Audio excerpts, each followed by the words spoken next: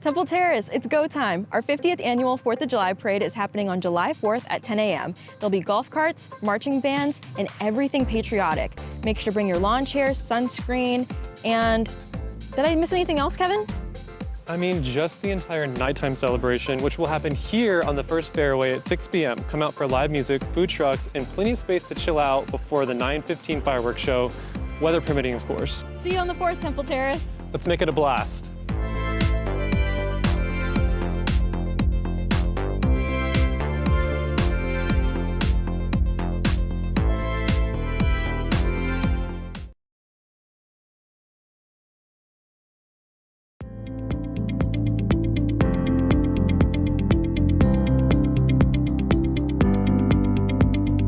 Hey everyone, I'm Assistant Fire Chief Shane Salmon with the Temple Terrace Fire Department, and I'm here to provide you with a few safety reminders to get you through your holiday fun and fire-free.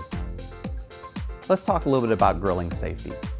First, always grill outdoors. Never put a grill in your garage or in your home or your apartment. Keep grills away from anything that might be flammable, like an overhang, a fence, or any dry leaves. Never leave a lit grill unattended. Sometimes the unexpected can happen, and we want to make sure that you stay injury-free and no damage to your home. Next, let's have a spray bottle or a fire extinguisher nearby just in case the unexpected does happen. Let's talk about fireworks safety. Hey, we know that fireworks are a popular part of our 4th of July celebration, but consumer fireworks can be dangerous and they can cause injury, especially to children. Every year, hundreds of people end up in an emergency room with fireworks injuries that they were not expecting. So we encourage our residents to attend a professional fireworks show instead. Speaking of professional fireworks shows, the City of Temple Terrace is having an awesome fireworks display this year, and we think it's going to be the best one yet. It's going to be this Friday, July 4th at the Temple Terrace Golf and Country Club. There's going to be live music, fantastic food trucks, all starting at 6 p.m. The fireworks show starts at 9:15. The best part about it is that you get to come and enjoy without having to worry about injuries, don't have to worry about the mess to clean up, and you get to have all of the fun. So, come be part of a wonderful community fireworks tradition, and from everyone here at Temple Terrace Fire Department, we wish you a safe and happy 4th of July.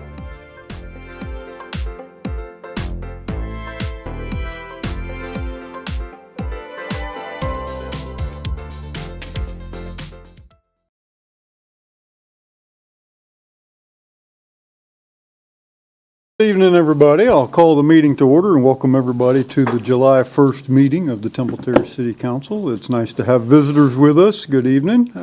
Welcome back. If you would please stand, and our Vice Mayor is going to lead us in the invocation and the pledge.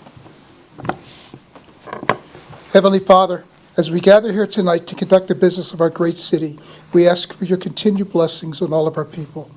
As we enter this week of celebration of our 249th anniversary, the Sunday Declaration of Independence, help us to be mindful of the sacrifices made by so many before us to allow us to enjoy the liberty and freedom that we do have.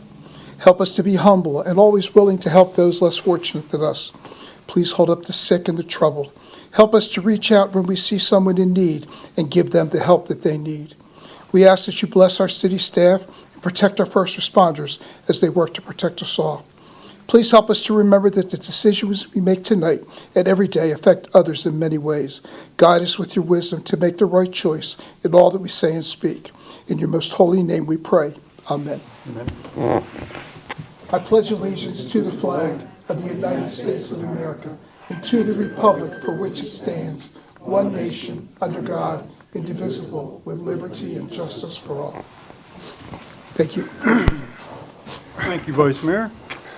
So for those of you who don't visit often, we have a tradition here in Temple Terrace whereby we begin each meeting with a fun or interesting fact about our city or the region that we live in, and we rotate that duty, and tonight it falls on Councilmember Kravitz.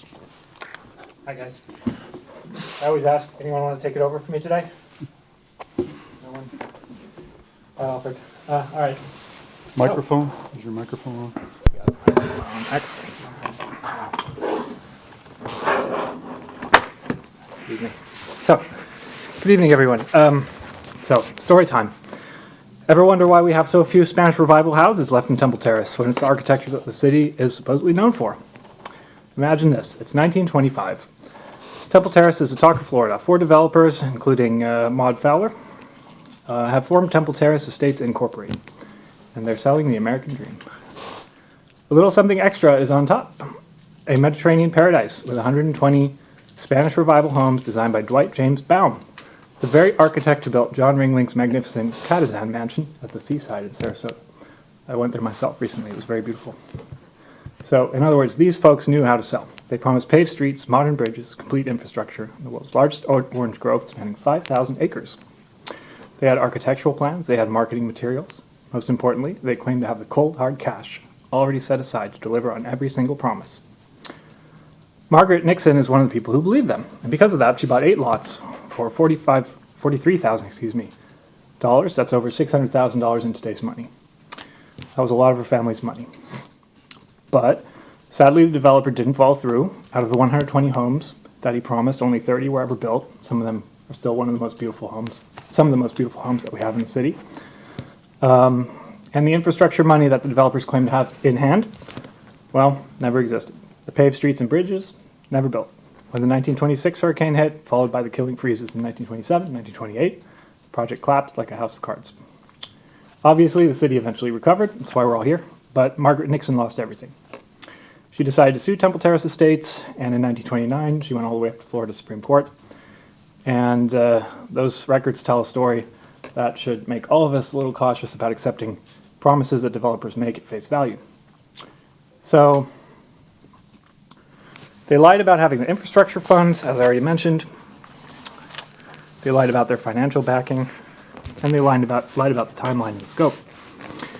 In the end, the Developers Corporation went bankrupt. The developers themselves faced no personal liability, and Margaret Nixon could not collect any money against them. So, development is wonderful. Temple Terrace urgently needs thoughtful growth, especially with an eye to the commercial development of downtown. Margaret Nixon's story, however, tells us that we should be a little bit cautious. We should note that some developers take advantage of communities and people. Human nature doesn't change. 100 years ago, people were the same as they are now. The incentive to overpromise and underdeliver is just as strong then as it is today. Contracts with accountability are very important. Mrs. Nixon bought lots based on verbal assurances, marketing materials. Developers' promises weren't backed by bonds, escrow accounts, or personal guarantees. When things go south, there's nothing to protect the people who trusted these developers. It's also better to trust in stages and verify. Democritus, the Greek statesman, said, "Do not trust all men, but trust men of worth." So we have the tools to distinguish one from the other now, requiring proof of financing, only approving projects where we have mechanisms in place to ensure that there's compliance. And so every approval we grant, every rezoning we provide should protect the people who live here in Temple Terrace. We should require developers to show that they can deliver what they promise. It means writing contracts so that if they're not kept, that there are real consequences, like clawing back a sold property from a developer who's not following through, or imposing financial penalties for failure to perform. We can all think of examples of that. Those families that live in Temple Terrace are our constituents, not the developers. When developers come before us with grand plans and confident presentations like they did in 1925, once upon a time, although it wasn't us, we should think about Mrs. Nixon and her money. We should review zoning proposals with an eye to the fact that the decisions we make today are going to shape Temple Terrace potentially into the next 100 years, and that the developers who ultimately build lasting value in this city are the ones who understand that community buy-in is not an obstacle to their success, but the foundation of it. So I want to warmly invite those developers into Temple Terrace. And that is an interesting historical fact. Thank you. So for those of you who, most of you who work here already know this, but for our visitors, we have a new city clerk tonight, Miss Linda Sater. Our previous clerk, Cheryl Mooney, retired, not just from the city, just retired, period. So she's in Alaska, I believe, right now, enjoying herself. I doubt very seriously she's watching the meeting. And so we are very honored to have Linda join us, our team. She comes to us from Olathe, Kansas, where she was a deputy county clerk. She's worked in this profession for many years. And so she's new to Florida, as Cheryl was when she started here, but she's a very quick learner and already, she's been here since, what, a week now, right? A week and a day. So she's made it through the first week, and she came back on Monday, so this is a good sign. And so her family has not yet joined her from Kansas, and so I have the privilege of swearing her in. So if you can step away from that for a couple minutes? Okay, good.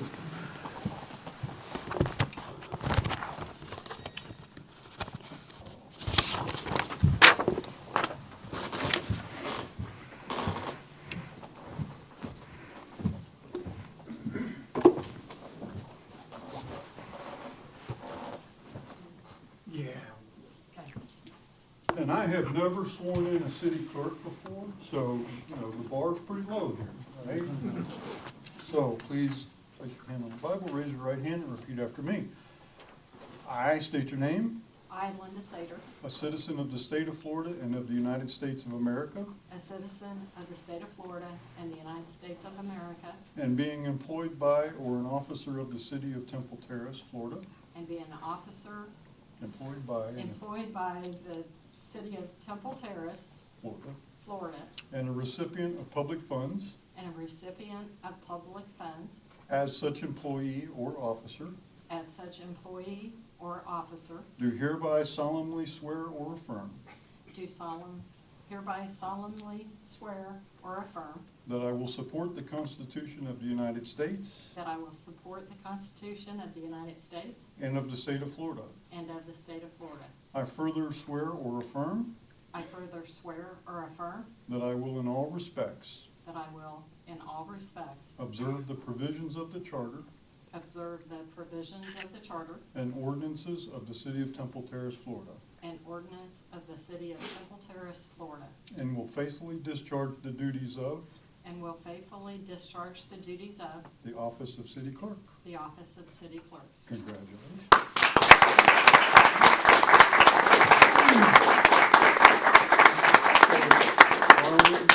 Well, we need a picture. All right, 3, 2, 1. All right, thank you. So why don't we go back to our seats, and then I'll invite you to say a few words. Okay.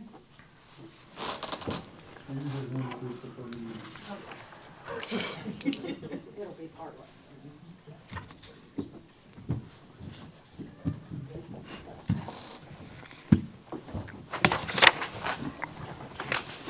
Would you like to say a few words? City clerk?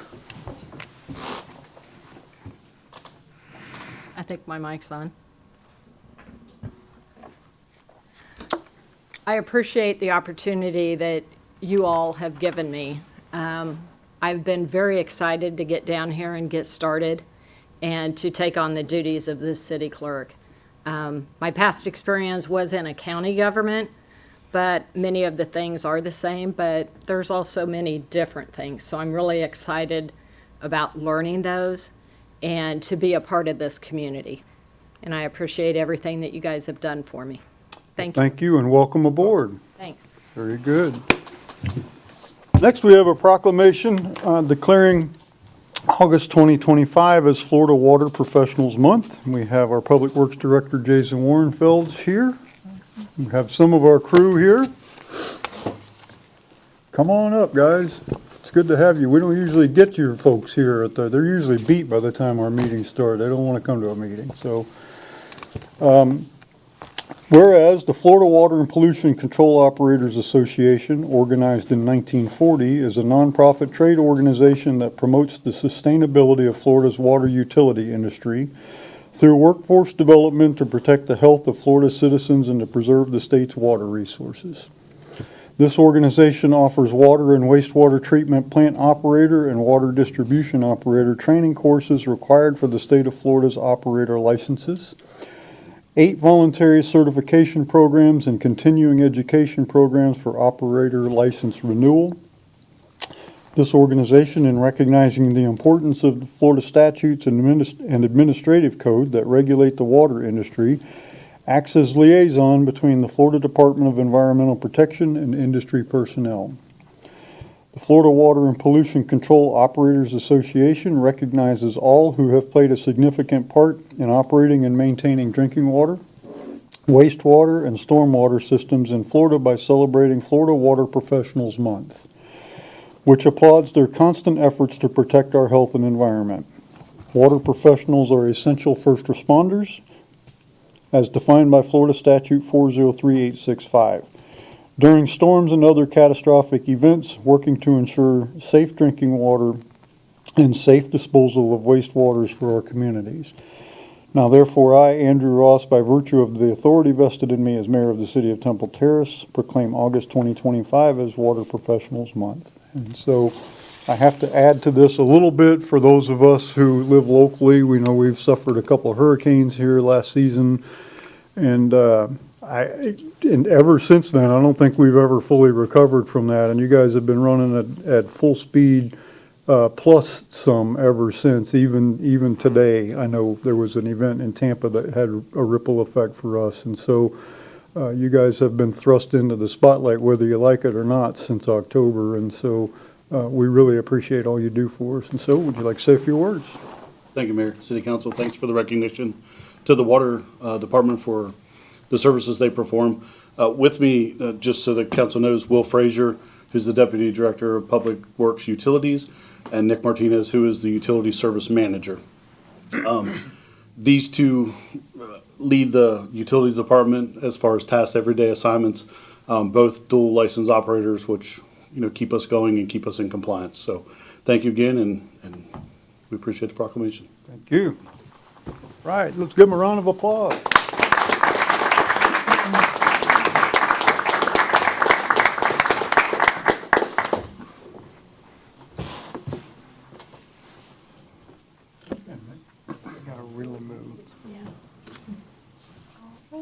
Can I have you scoot over just a little bit? All right, perfect.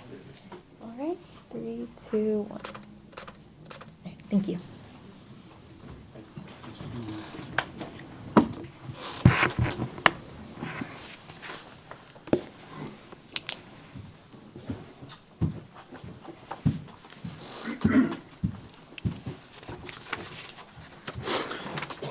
Next, we have a proclamation for Parks and Recreation Month, and our Leisure Services Director, Carl Langfeld, is here to accept the proclamation and certainly dressed appropriately. Casual Tuesday. Yeah, this is great. This is perfect. So these are the 4th of July shirts this year. So, whereas Parks and Recreation programs are an integral part of communities throughout this country and are vitally important to establishing and maintaining the quality of life in our city, ensuring the health of citizens, and contributing to the economic and environmental well-being of a community and region. Parks and recreation programs provide therapeutic recreation services that improve all citizens' mental and emotional health. Parks and recreation programs increase a community's economic prosperity, increasing property values, increasing tourism, as well as reducing crime. Parks and recreation areas are fundamental to the environmental well-being of our community. Our park and natural recreation areas ensure the ecological beauty of our community and provide a place for adults to connect with nature and children to play outdoors. The U.S. House of Representatives has designated July as Parks and Recreation Month. Temple Terrace recognizes the benefits derived from park and recreation resources.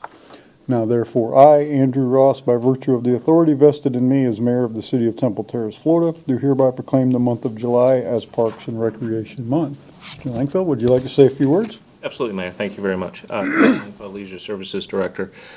I had and still have remarks about this, but as I was sitting in the room thinking about what I was going to say, I was looking around the room and realized something very special about the Parks and Recreation Department in Temple Terrace. We have had the opportunity to be the first opportunity for a lot of the young people in this community to enter the workforce. And I look around this room, and so many of the folks sitting in this room have kids who either currently work for the Parks and Recreation Department or have worked in the past for the Parks and Recreation Department or have volunteered with the Parks and Recreation Department. And I take that very seriously as being somebody who's responsible for these young people coming to work for the city and getting their first opportunities to have a job and start making some money for themselves and start entering that phase of their lives as an adult, and something I'm very honored to do. That isn't really what I came here to say, so now I'm going to come here and say what I came here to say. This year, Parks and Recreation Month is very special in Temple Terrace because we are celebrating our 100th anniversary. And we've been doing that through many events that we're holding throughout the city. Earlier in the year, we held River Jam, which was a tremendous celebration of the city and its history. This Friday is 4th of July and is our 50th annual 4th of July. Just a quick rundown of the things that we have planned for the day. At 10 a.m., we have our annual parade, which will be on Gillette Avenue, starting at White Way, going to Druid Hills, and then west down Druid Hills to Ridgedale, south on Ridgedale, and finishing in front of the ball field complex next to Temple Terrace Elementary School. Fairway activities on the first fairway will start at 6 p.m. in the evening. We have DJ services by Classic Entertainment and live music by the Black Velvet Band, keeping everybody entertained until our fireworks begin at 9:15 that evening. I'm looking forward to a fantastic fireworks show this year. We have expressed to our provider the importance of this year's fireworks show, being that it's our 100th year, so stand by for a great show.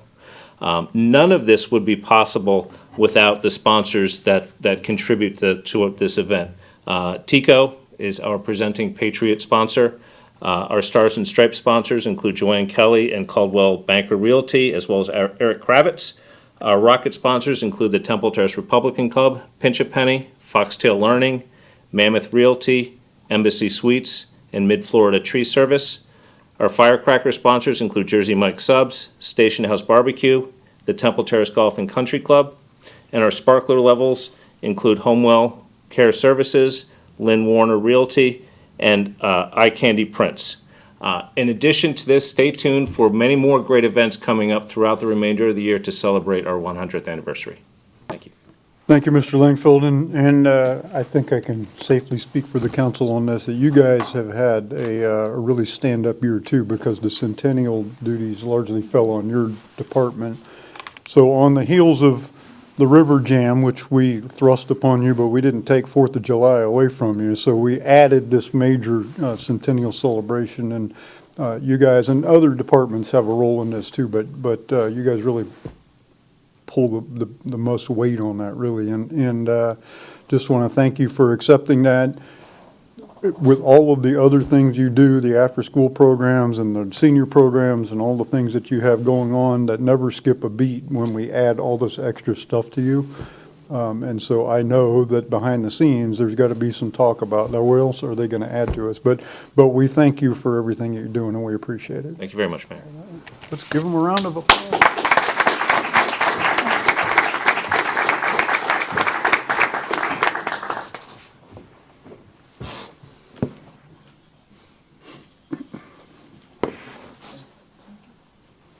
All right, 3, 2, 1.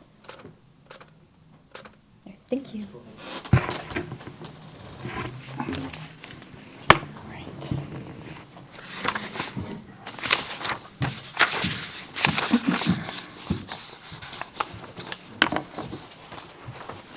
Okay, what's next? We have a board appointment next. We have a vacancy for an alternate member of the Municipal Code Enforcement Board.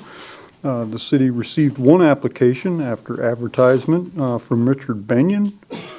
Mr. Banyan, are you here? Would you like to say a few words to the council? It's up to you. You don't have to. No? Okay. If everybody's had an opportunity to review the application, is there a motion? Move to approve the appointment of Richard Benyon as alternate member of the Municipal Code Enforcement Board, term extending from July 1st, 2025 to July 1st, 2028.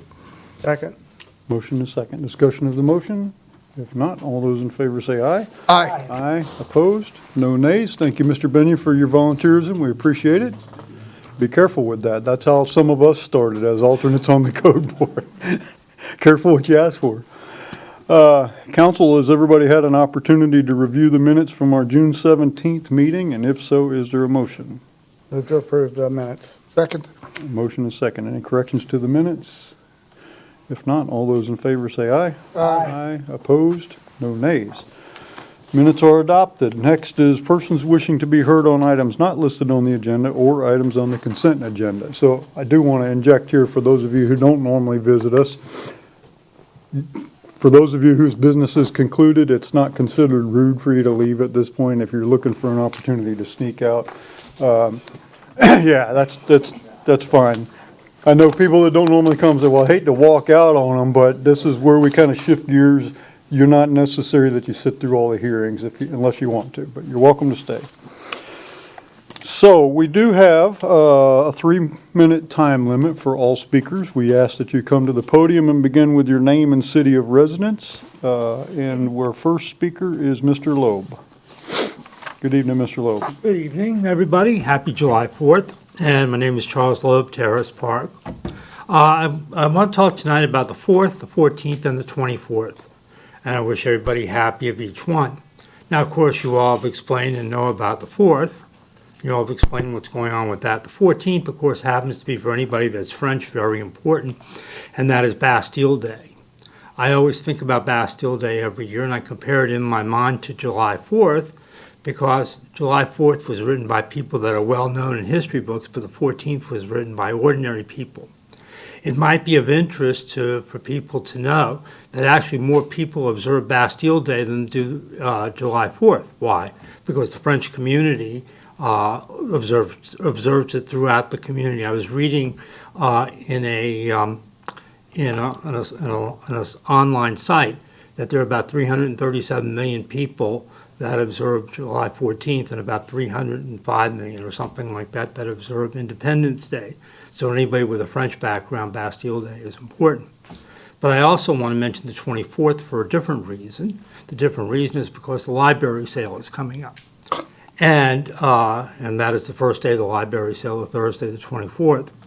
Now you might say I'm pushing this a little bit early but I was thinking over the last couple of sales that we might be able to get a few more donor books if we push a little bit early.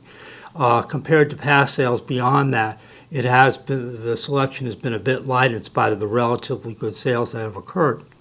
I also was thinking about the idea of maybe the city putting it on the digital bulletin boards, not only for the dates of the sale, which is 10 a.m. to 4 p.m., Thursday, July 24th, 25th, and 26th, through Saturday, of course, and also to mention that they would be interested in having more books donated for the sale. Hopefully that would with that combination, even raise more money for the sale as it is the summer now.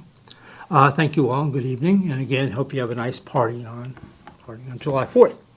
Thank you, Mr. Loeb. Our next speaker, we're honored to have back Mr. Michael Ellison. Mr. Ellison, and you're welcome to bring the rest of your crew with you if you want.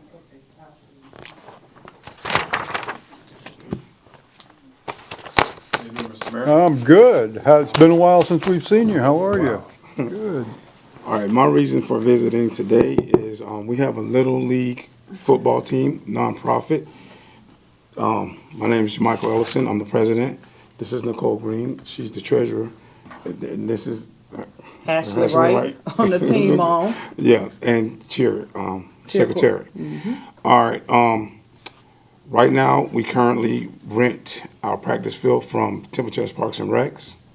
Last year was our first year in existence. My varsity team won the Super Bowl. During the spring season, my JV team won the Super Bowl. We currently pay for a field, and we are asking that we could partnership with the city of Temple Terrace or the Parks and Rec, so that we can take a little bit off of our finances. Because as you know, we are a nonprofit, charitable nonprofit. So all of our funds come from charity. Also, Mr. Brown, Pastor Brown, he donates to us, helps us out a lot. And since the city of Temple Terrace was the first city to give us a park or help us out to get a practice field, we are willing to change our name from Tampa Bay Falcons to the Temple Terrace Falcons. And trust me, we're a winning team. We'll make you look good.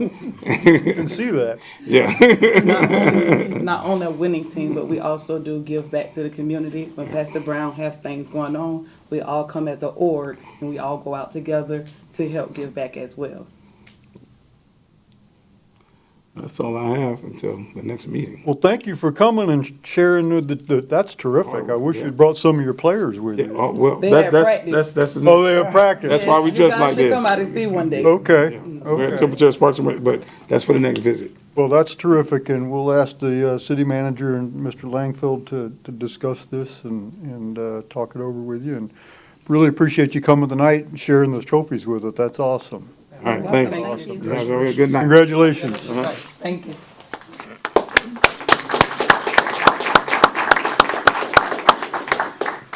I have no more requests to speak at this time. Council, is there a motion to approve the consent agenda? So moved. Second. All those in favor say aye. Aye. Opposed? No nays. The consent agenda is adopted. Next, we have a second public hearing and second reading of a resolution approving the final site plan, preliminary plan, and subdivision construction plans for folio number 037534-0000, addressed as 10024 Davis Road, and folio number 037531-5000 in adjoining unaddressed parcel. We will open the public hearing and ask our city planner, Malik Hall, to explain. Good evening, Mr. Hall. You say city planner? I'm sorry? Did you say city planner? I did. Good evening, Mayor, City Council, and members of the public and staff. So as it was just said, we are here for the second public hearing and second reading of the Davis Road new single-family residential subdivision.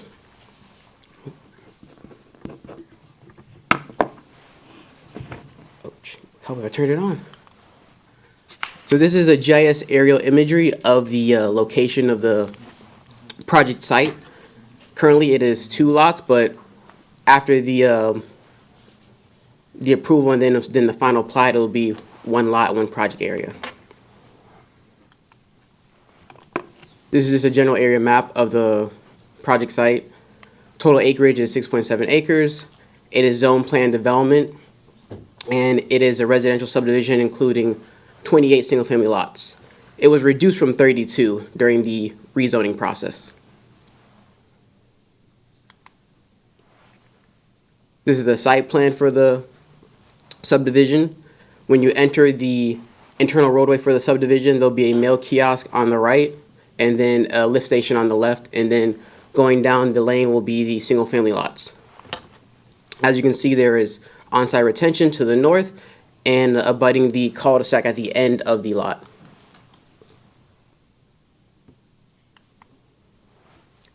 This is an overlay of the site plan onto the aerial GIS imagery.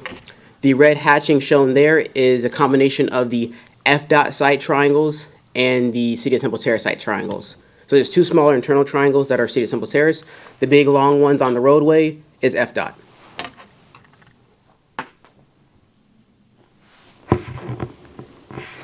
This is just some potential signage that the developers are considering.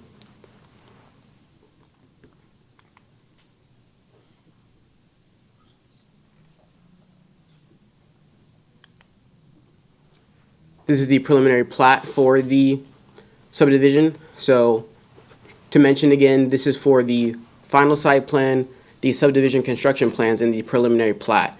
Even if this was approved tonight, they also have to submit a final plat within 6 months of approval, which would then come back to council as well. Malik, what are I'm sorry to interrupt, but You're what are fine. the 2 on the north side of the road that don't have numbers in them? 2 on the north side? Yeah, you go from, if you're going from left to right, you go 18, 19 With a circle. You Yeah. said just before the circle? on the top. So you're talking about at the cul-de-sac or when you first enter the subdivision? I think it's Almost like a 2 numbers there. That's what I think. Yes, it might just be missing the 2 numbers. Oh, okay. No problem. I'll inquire with the developers about that. Okay. I apologize for that. Do you want me to go back, or do you? Okay, perfect. Do you have a question? No. Nope, okay. So these are the proposed conditions for the subdivision. Standard condition is it's bound by the May 1st, 2025 final site plan submitted, so just the most recent NDRC approved site plan. The subdivision needs to provide signage as well. At the time of permitting, the landscape buffering for the lift station needs to be provided. Currently, it has the opaque fencing notated, but there's no landscape buffering notated, so that will be handled at the time of permitting. At the time of permitting as well will be updated plans regarding the Davis Road lane width and then related stormwater management design, which is required by Hillsborough County. So they have some designs that have approval from Hillsborough County, but we would like an update of those plans come permitting. Again, at the time of permitting, provide updated plan regarding temporary backflow prevention assembly location.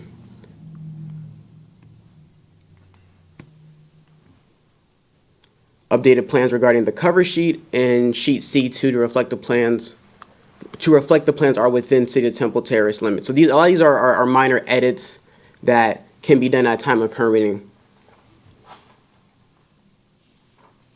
Provide proposed street name on the final plat. So currently don't have a proposed street name. Come the final plat, they do need a proposed street name, of course, for the subdivision. That internal roadway. Site plan exploration per 12-380. And where standards are not specified herein, the Land Development Code applies.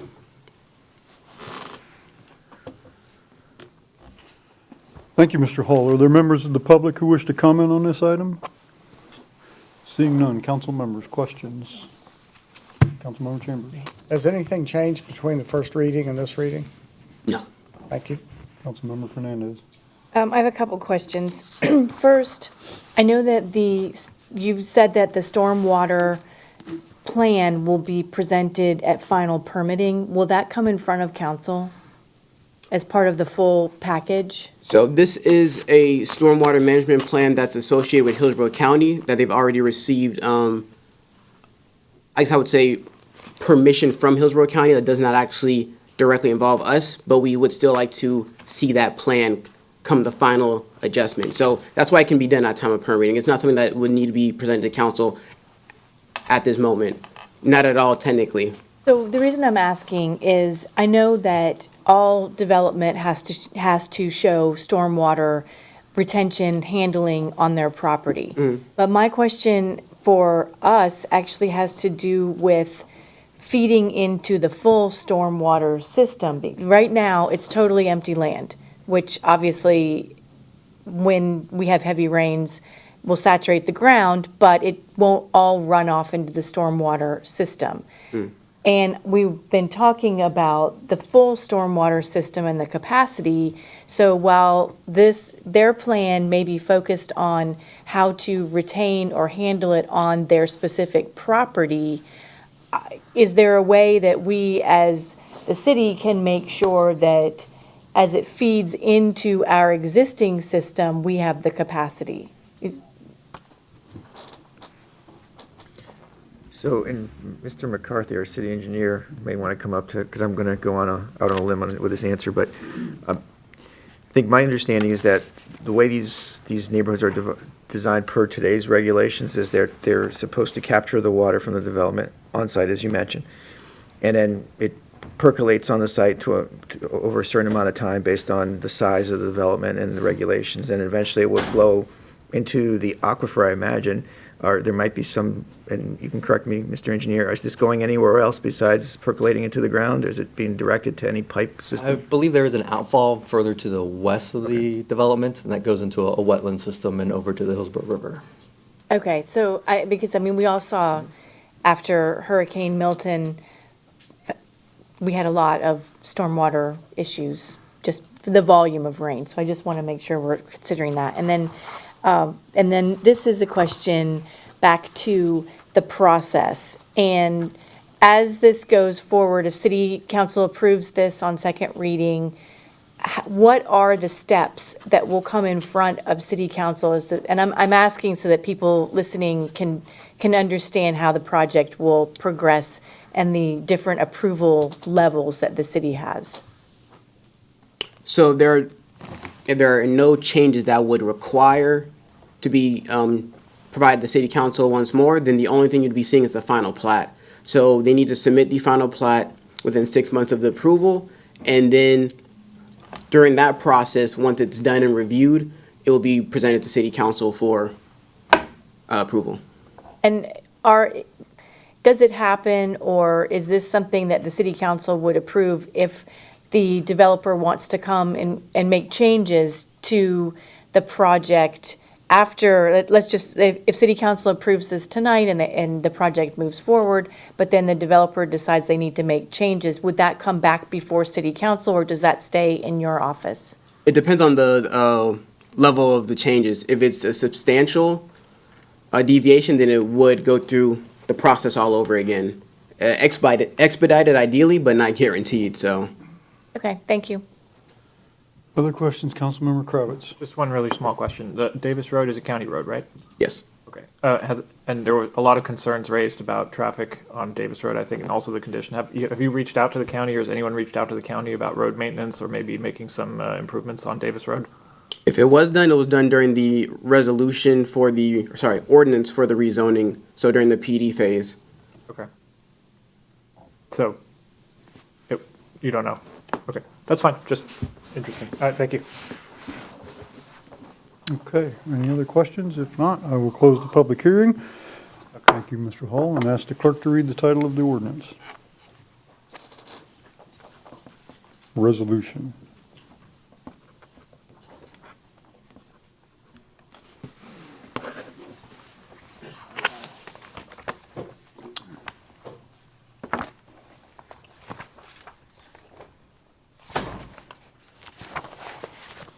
A resolution of the City of Temple Terrace, Florida, approving final site plan, SPR 24-08, preliminary plat, SP 24-03, and subdivision construction plans for a residential subdivision to be developed on property located south of East Fowler Avenue and west of Davis Road, addressed as 10024 Davis Road, totaling 6.7 plus or minus acres, subject to any conditions of approval, providing for a correction of typographical errors, repealing all resolutions or parts of resolutions in conflict herewith, providing for an effective date.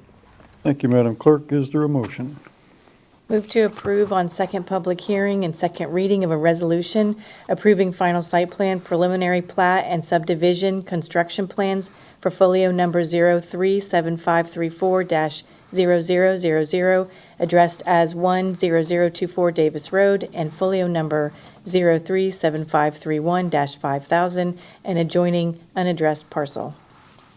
Second. Motion and a second is, incorporating the proposed condition. Oh, including the proposed the conditions as proposed by community development. Second. Motion and a second. Discussion of the motion? Not. All those in favor say aye. Aye. Aye. Opposed? No nays. Resolution is adopted. Thank you, Mr. Hall. Next item is a resolution approving a change order to Metzger and Willard, Inc., a V&A Consulting Engineers Company for the Master Lift Station Sierra Bravo Rehabilitation Project. Mr. McCarthy, our city engineer, is back to explain. Good evening again. Good evening, Honorable Mayor and City Council. Brian McCarthy, City Engineer, and I'm here this evening to seek approval for a change order to Metzger Willard related to our Master Lift Station Sierra Bravo design project. So the figure on the screen is our general project map of the area where our lift station is located at 7403 Harney Road. It's outside the city limits near the Hillsborough River and the Bypass Canal. So back in September of 2024, City Council approved a resolution to Metzger Willard for the design project for approximately $246,000. So staff knew that any new net impervious area would require stormwater improvements. And so we tasked our design engineer with maintaining the overall total impervious area, so essentially no net increase. So during our design review, the figure on the screen kind of shows our 60% design plan from our engineer. Highlighted in yellow with kind of a clouded outline is the driveway and parking aprons. And then shaded in red is our lift station components. So during our review, we felt the site was too restricted for our larger vehicles. So staff asked our design consultants to consider if we didn't restrict them with the impervious area, what would it look like in terms of a wider driveway and a larger parking area for our larger vehicles. So they presented us with this option. So using the same colors, again with the yellow highlighted with kind of a clouded border is the parking area and driveway, and then in red is the lift station components. So this new option adds approximately 2,000 square feet of impervious area. So this additional cost for the stormwater improvements to design and permit this increase is approximately $71,000 from Metzger Willard for a new total purchase order amount of $317,000. So staff recommends City Council approve the change order for Metzger Willard related to these stormwater improvements. And then I'm available for any questions. Thank you, Mr. McCarthy. Are there members of the public who wish to comment? Seeing none, council member questions. Vice Mayor Schuster. Yeah, a quick question. Equipment changes, were there any? Internally? We're putting in like a new generator, new pumps, so there isn't any equipment changes when it comes to the stormwater aspects of the project. Okay. Well, but just one real quick question. When we did Chinaberry, does Chinaberry feed into this? Chinaberry is for our potable water system. Short answer is no. Okay. It does not.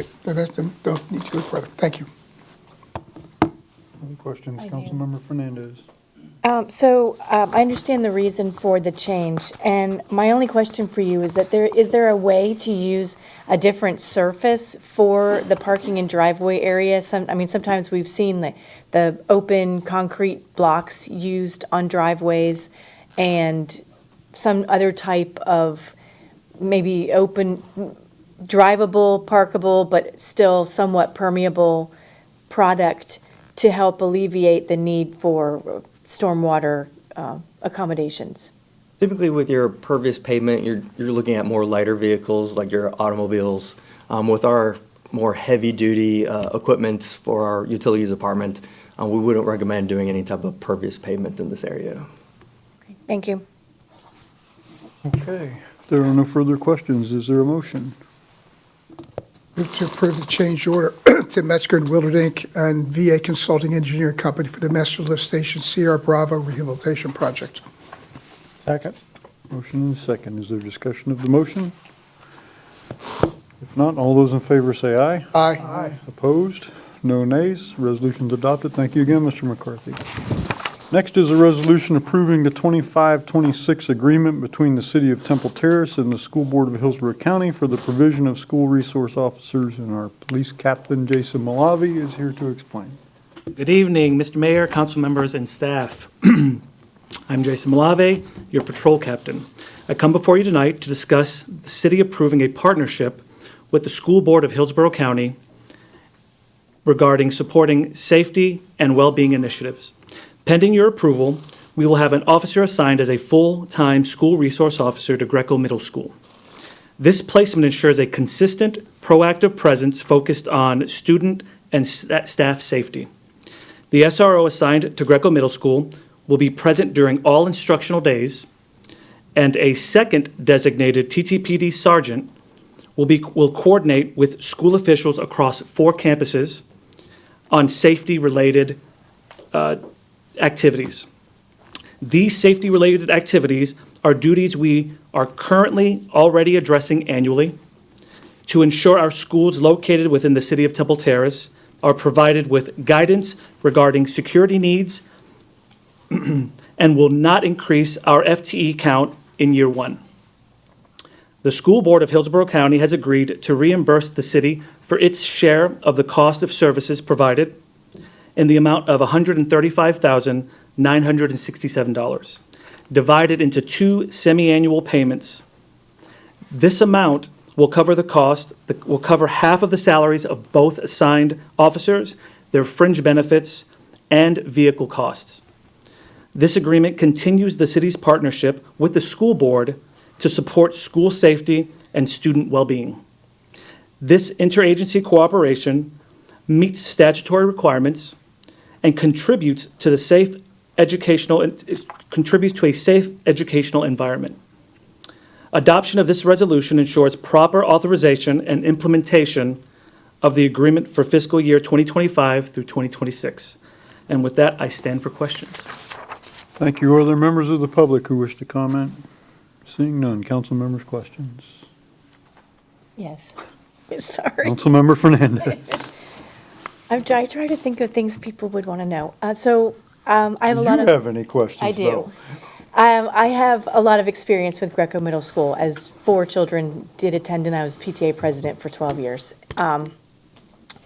In the past, we did, Temple Terrace, have a resource officer at the school, and the school district opted to remove the Temple Terrace police officer due to some concerns about how closely connected the officer was with the community and information transparency. So has the school district given you any indication that they have any parameters in place that would hinder your transparency and communication with the community?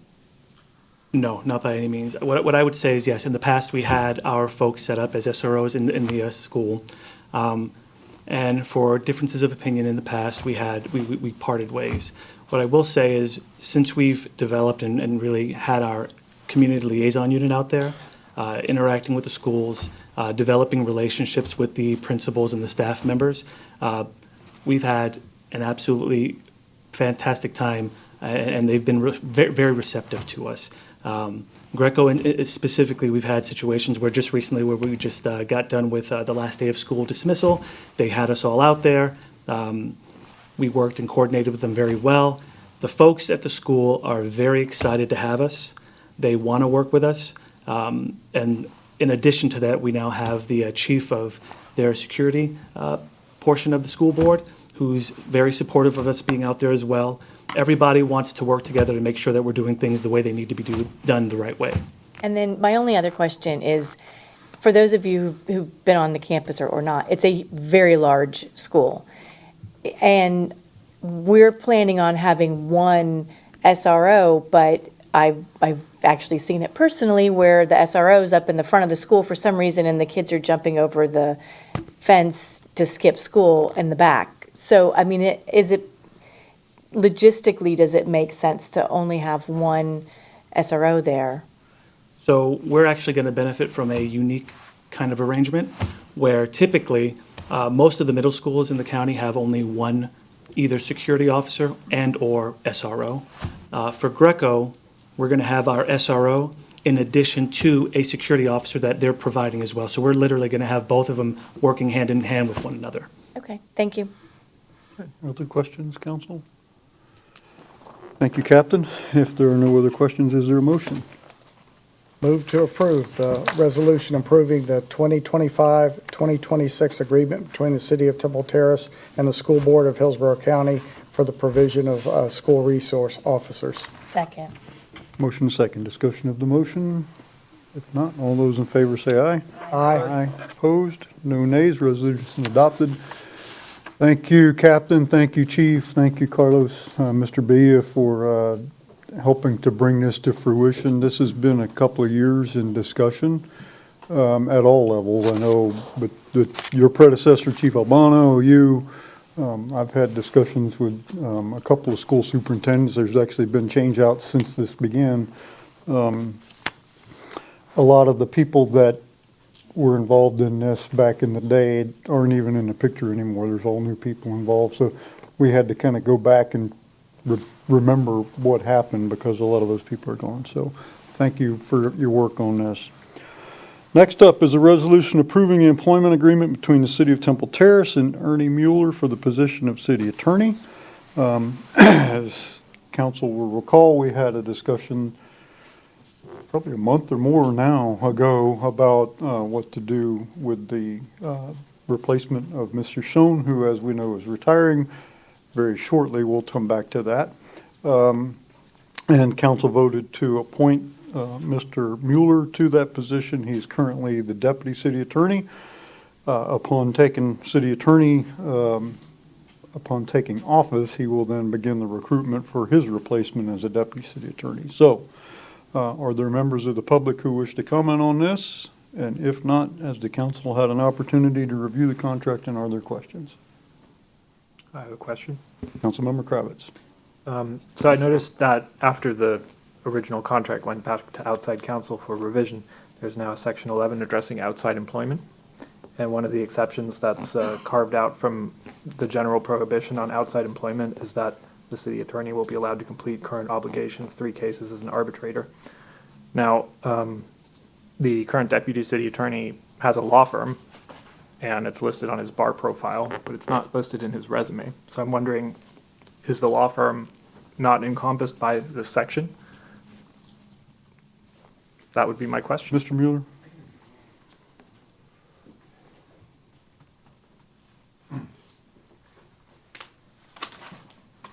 Yes, those 3 arbitrations would be going through that law firm. I'm trying to close that law firm down. The reason I kept those 3 arbitrations is they are through FINRA, the Financial Regulatory Agency, and those are cases where someone feels they've lost money through bad investments or whatever, and if you have to change out the arbitrator, that just prolongs the process and it becomes more expensive, and they try and frown on that. I have yet to have any of these cases actually go to a hearing. They've usually settled out. But I was reticent to let those go because I did not want to prejudice those people that had filed claims. The 2 attorneys that are in this law firm, in addition to you, are okay with it? I'm the only one in the law firm. If you go on the website, there are 3 attorneys. No, there's one person that's of counsel. He's independent, and he's already retired. And the other person is a planner, actually, that did some work for him. You don't have any other open cases other than No, these 3? everything else is closed out. All right. Those were my questions. Thank you. Other questions, council? Okay, if there are no other questions, is there a motion? Move to approve the employment agreement between the City of Temple Terrace and Ernest Mueller for the position of city attorney. Second. Motion and second. Discussion of the motion? If not, all those in favor say aye. Aye. Opposed? Was that a nay? Yes, sir. 1 nay. Councilmember Kravitz. Resolution is adopted 4-1. Very good. Council business. Any council business? I have a couple things that could really go under either, but if there's no council business, I'll discuss them now. This is our city attorney, Pam Shoshone's last city council meeting. I'm sure she's broken up about that. And I see that Steve, her husband, has joined us. I'm assuming that you're here because of that. Of course. So, Pam, it's been terrific working with you. I know you're not quite done yet. You have a few more days, but I remember when we hired you. I remember the interviews that occurred right here in this room, and I remember immediately thinking of the candidates that you were definitely the one that I was going to support. And as I recall, everybody kind of felt the same way. I don't think there was a lot of debate about that. So, as I've stated before in these meetings, you and Mr. Mueller as well, but I think the decision to go from contract counsel to in-house counsel was a really, really good decision on the city's part. I'd love to take credit. It wasn't my idea. I think it started with Mayor Chilora, I believe. But the efficiencies and the revenue and all the improvements that you and your team have been able to make that we would have never achieved with a contract counsel because we're paying them by the hour. And so you've been proactive on things and solved problems that we didn't even realize we had. And so I've enjoyed working with you. I'll be working with you for another week or so, but I wish you all the best in your future endeavors. I think you're retiring completely, aren't you? For a little while, and then we'll see what happens. Yeah? So Steve might have something to say about that. We'll see. It's always full of surprises. Council members? I would like to echo some of the same comments from the mayor. It's been a very pleasurable experience working with you. I remember the interview process. I wasn't on council at that point, but you were head and shoulders above all the other candidates who spoke. Since day one, and sitting up here in the dais. You've always been a big help, a good resource. Never balked at taking a phone call or a text. You answered questions that kept me out of trouble, and was a significant guidance to council. I didn't always agree with some of your ideas and suggestions, but I figured let's give them a chance, and there wasn't one that I was disappointed with. So particularly with the lien reductions, letting you handle, as you remember, you and I didn't really agree with you doing it, but it was the right choice, and we are very, very glad that you did that. Yes, yes, very true. But thank you. It's been a pleasure to work with you. Yeah. Well, these guys have said it, but again, everything you've done for the city, thank you so very much. Appreciate it. I said this earlier, but if you've ever seen Ms. Shoshone prosecute a tree case in front of the code board, you would just give up immediately. So thank you for that. But you've done that with all our city interests, so thank you very much in your work. And enjoy retirement until you decide something else. I just want to say that I was one of the people who originally believed that I liked the outside counsel idea more, but through you and your staff, have shown the value of in-house counsel. So I definitely have changed my opinion regarding having employing a city attorney specifically for the city. So that is really through the efforts and the work that you and your staff have done to show the value of that office. So enjoy your retirement for however long it lasts, and on to, enjoy whatever your next adventure is. Thank you. Would you like to say a few words? I do have some words. Mute your microphone. Mic's on. I do want to say that it has definitely been an honor for me to serve as the city attorney for the city of Temple Terrace. It's been 7.5 years, and when I was hired, the city had no legal department. And so part of my job was to set up a legal department here. And I recall asking upstairs, where are the files? Where are the filing cabinets with the city's cases? Where are the lawsuits? Where's my work? And they told me it was downtown at the outside counsel's office. So I called them up, got into my car, I drove downtown, and they met me out on the curb because there's no place to park downtown. They met me out on the curb with 2 dollies of boxes. And so they stuffed my car full, and I drove them back here and started setting up a legal department. Mr. Mueller, of course, was an extraordinary help when I finally hired him and decided I wasn't going to go it alone anymore. And we actually were able to computerize then our files and our things, and so that anybody should be able to find them. But it's always been a challenge here, especially during COVID. At that time, the laws that affected just how our meetings were to be conducted were changing every day. So when the city manager at the time said, we would be kind of working here half-time and then switching to other people and we wouldn't have to be in the office all the time, I thought, well, that sounds wonderful. I don't think I hardly missed a day in the office then, because there was almost more to do then than there was during regular times. But what has made my job so much easier is the dedicated people that I have worked with here. Everybody is absolutely dedicated to their job and to the city.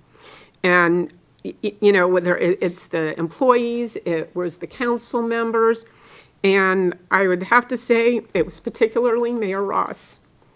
I have worked in, I'm going to cry now. I have worked in local government as either a city attorney or an assistant city attorney for 31 years. I have seen lots of council members and lots of mayors come and go.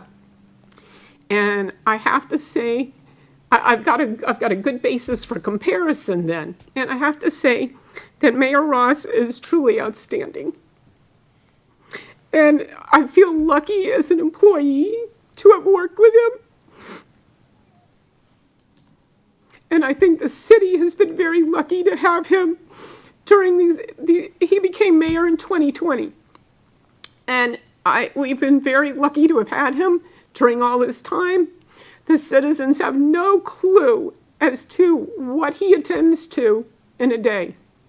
And I don't mean attend like it's something ceremonial or a party. He attends to issues and problems. It's not fun things. And lastly, I want to say that I am proud of the work that the legal department has done. Our success is not measured by what you see. Our success is measured by what you don't see. You have not seen a major lawsuit in the last 7.5 years. We have had potential things come through, but by good planning, good preparation, and the mayor was involved in some of those too. There were depositions and interrogatories, but the judge was ultimately convinced to dismiss these cases. They've never gone to trial. So for us, for the legal department, keeping the city's name out of the news is our success. And I have, and I've looked back and reviewed in my mind everything that's, that I've worked on and that we've done. And I feel that it's been 7.5 years of success. And I think you're going to do great with Ernie going forward. Thanks. Thank you. Well, you get the last word, don't you? Here, you have your camera. Pam, let's stand down here and let's get a photograph. Mr. Galvin. Ernie.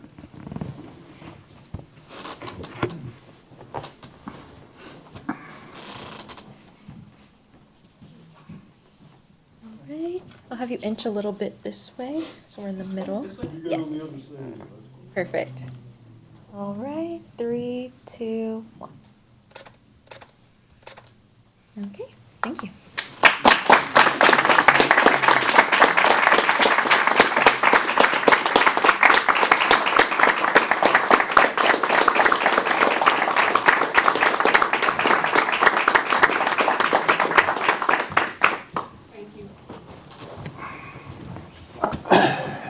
I didn't see that coming.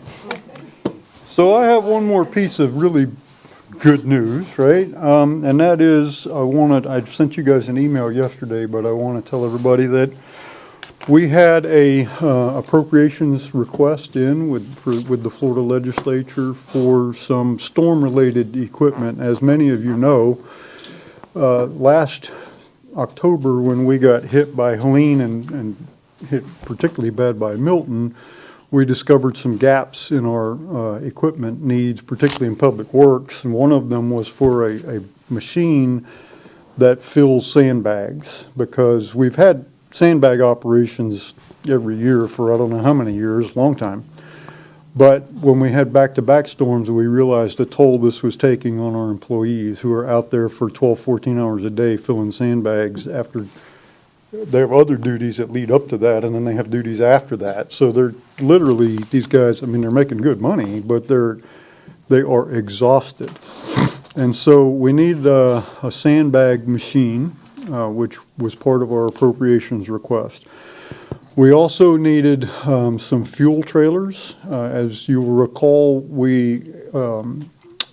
the whole city basically was on backup power, which we were powering with generators. And if I'm not mistaken, it takes 36 different facilities to keep our water system going. I think that's the number, but if not, it's close to 36. And at one time, all of them were on backup generators. And then it came back on, but not all at once. It was piecemeal. Well, the generators worked okay, except that we don't have enough fuel to sustain this went on for 8 or 9 days in some of the places. And so when we started running low on diesel, we ordered diesel through the Emergency Operations Center, and the state of Florida sent us 10,000 gallons of diesel in a big semi gas station tanker, which is great, except we don't have any way to take that fuel around to the 36 different places and put it in the generator. This is just 10,000 gallons of bulk fuel. And so we also needed a couple of trailers that are capable, so we can put the fuel in those trailers and tow them, and they have what's called a bobcat on them, so it's like a gas pump, so you can pump the fuel into the generators. So those were the big things in our appropriations request. There were some Starlink things to make sure that we had internet service, things like that. But the big things were the sandbag machine and the fuel trailers. Well, we made it in the budget, and I want to thank Representative Lawrence McClure from Dover. He is the chairman of the budget in the House of Representatives. He's been a friend of Temple Terrace as long as I've been around. He's carried appropriations requests for us in the legislature before. And he did so this time. I want to thank Representative Tracy Coaster. She covers like West Hillsborough County over near Oldsmar area, that part of the county. I want to thank Senator Ed Hooper, who is the appropriations chair in the Senate. Although we did not get sponsored in the Senate, when it came time for budget conference between the House and the Senate, he did not object to including our appropriations in the final budget. So we made the budget, and yesterday we got vetoed by the governor. And so we're not alone. He vetoed, I guess, almost $600 million worth of projects across the state, so it wasn't like he singled out Temple Terrace, but we were disappointed. This was storm-related and pretty vital to the citizens of Temple Terrace. So our budget development is still underway. We're hopeful that we can purchase some of this equipment with local funds. Some of it, I think, is in our draft budget so far, although we're not done with that, so it's possible that that could still get cut. But anyhow, I was disappointed in the veto, but I do want to thank the representatives who tried to help us out. But in the end, it didn't work. So any other council business? If not, is there any new business or board reports? Councilmember Kravitz. I have 3 points. First of all, there was a Citizens Police Academy recently, and I can only strongly recommend it. I really encourage everyone to go and see what our police department does to keep everyone in the city safe. And it's really a remarkable program that they put together, going a whole day, showcasing almost every single facet of Temple Terrace Police Department. I think it's a fantastic program. 13 people attended, and they've done it many times now, and I hope they do it again, even though there were only 13 people. I think it left a strong impression on everyone who came, and I think everyone learned a lot about really what goes into that work and just how challenging and how difficult it is to make snap decisions and try to do that in a way that respects everyone's rights and is the right thing to do ethically and morally as well. So just want to give a quick shout out to them for that, and a big thank you. I have one more point, which is a board report. I went back to my old haunt, the Maritime Law Enforcement Committee for Hillsborough County, and it came up in that committee meeting that the county authority that's involved in the boat launch repair at River Hills Park, is waiting for input from our city. So I hope we can get that to them so that that can move ahead. And my final point relates to the Angels of Hope Monument at Riverside Park. And I've noticed that it's in a pretty sorry state of repair. I was wondering if there's anything that we could do collectively or individually to try and address that and make that monument shine the way it ought to. Any thoughts? City manager, anyone else? I know a little bit about it since the project came from me.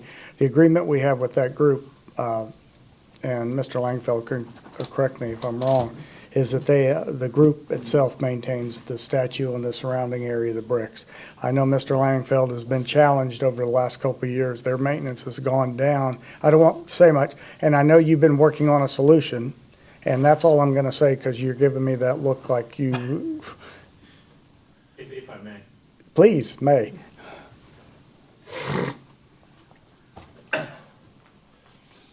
Carl Langfeld, Leisure Services Director. Councilmember Kravitz, you are correct. There are maintenance challenges out there with the Angel of Hope Monument. The agreement that is in place between the city and the Angel of Hope Monument Group is that that whole paver patio, the landscaping around it, and the monument itself are owned by and are the responsibility of the Angel of Hope Committee. Seeing the challenges that have come with that monument, I have reached out to the leadership of that group on multiple occasions and offered for the city to take that over, to take over the responsibility of the maintenance. They would maintain the ownership of the actual Angel statue. Should anything happen to that, that would be their responsibility.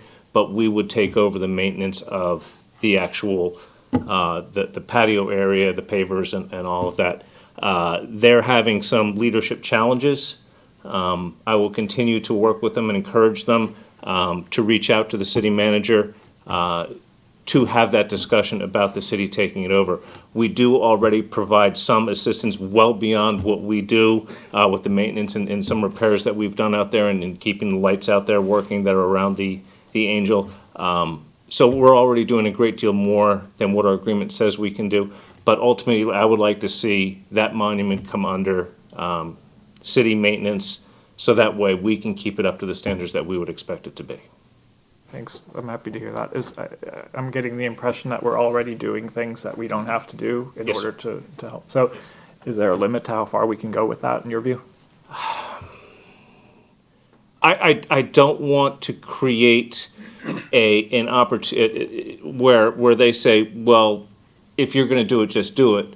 You know, you've been doing it, why aren't you continuing to do it? I would like for that agreement to be modified where we take it over and is actually ours, as opposed to overstepping the bounds of what the agreement says that we can do and creating illusions of, well, you've been doing it, so you should just keep doing it. I would like to keep that, get that agreement done so that way it is ours and it is our responsibility.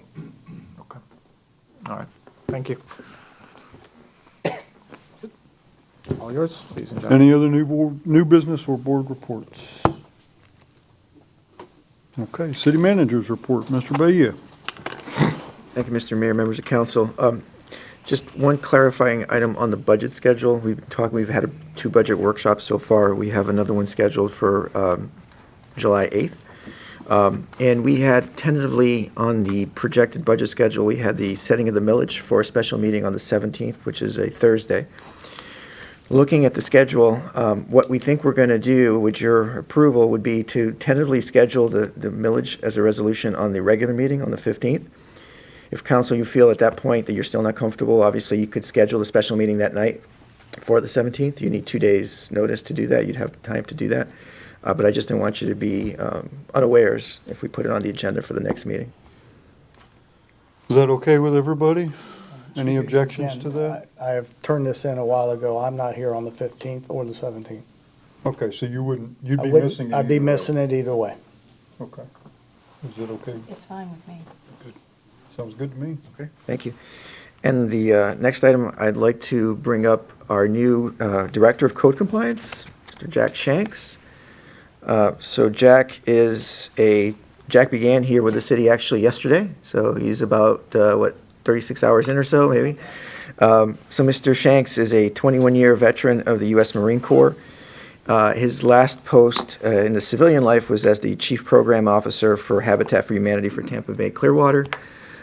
When he interviewed, he showed an incredible amount of poise and leadership, which I think will serve us very well moving this department forward. He's had some ideas already, and I'm sure we're going to see a lot of great things. Mr. Shanks. Great. Would you like to introduce yourself, or you? Sure. Sure.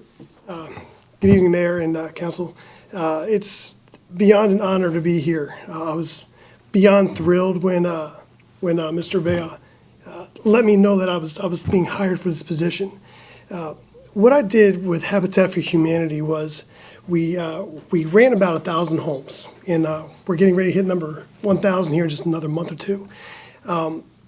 We would go out into the community and we would try to build homes for people that needed them. But for the actual homeowners, my job was to instill pride in property, home ownership, and community. And that's really something that's going to be transcended over here to the code team. I've spent the past 2 days with them, an amazing team. I'm really looking forward to working with them and with all of you and the Code Enforcement Board, which I snuck into one prior to being hired or stepping in. Very excited to be here, so thank you for the opportunity to be here. Thank you and welcome aboard. Thank you. Welcome. Good evening. See if you come back some Monday like Linda did. That's all I have. That's all you have? Thanks. Okay. City Attorney, I just have a question. Councilmember Fernandez. Just very quickly, can you just give us an outline of the topics for the budget meeting July 8th?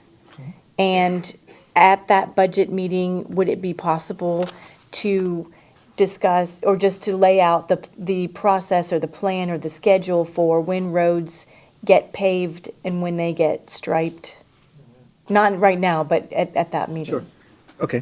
So the meeting, the workshop on July 8th will be an omnibus workshop. So we're going to cover the general fund. So we're going to pick up from where we did pick up from the first workshop that was held in June. We'll also cover the capital, the enterprise funds, special revenue funds, and the use of unassigned fund balance, all at the workshop on the 8th. We're following up on the questions that the council had for us from the prior workshop, so we'll have answers for all of those. And we should be able to talk about the rates as well for the different funds, sanitation, water, and sewer. Okay, thank you. Let me understand, are we going to go through the 27-year repaving schedule at this meeting? Is that what was, I don't want to do that. Well, that's not what I'm asking. Okay, I'm just all right. asking for us to be able to say how we go through the process of deciding what roads are going to be repaved and when, not this road is going to be repaved on this date. Okay, because I don't want to, at a budget meeting, I don't think it's appropriate to go through 27 years of this PCI No, index. I is this just- and- Okay, It's a question that came up in the public about, that we didn't talk anything about how we were going to repave roads or anything. I don't want us, I'm not asking to go through Bannockburn's going to be repaved in whatever year, but just, this is the cycle of how we determine okay, through the city how they get repaved and striped. okay. Just want to make sure I understood that correctly. Okay, That's all I'm asking for. nothing else? Okay. City Attorney's report? I have nothing to report. Nothing to report. You sure you don't want to filibuster us? Very good. Directors, anything else? Did we miss anything? You just want to go home? Okay, thank you very much, and we will stand adjourned.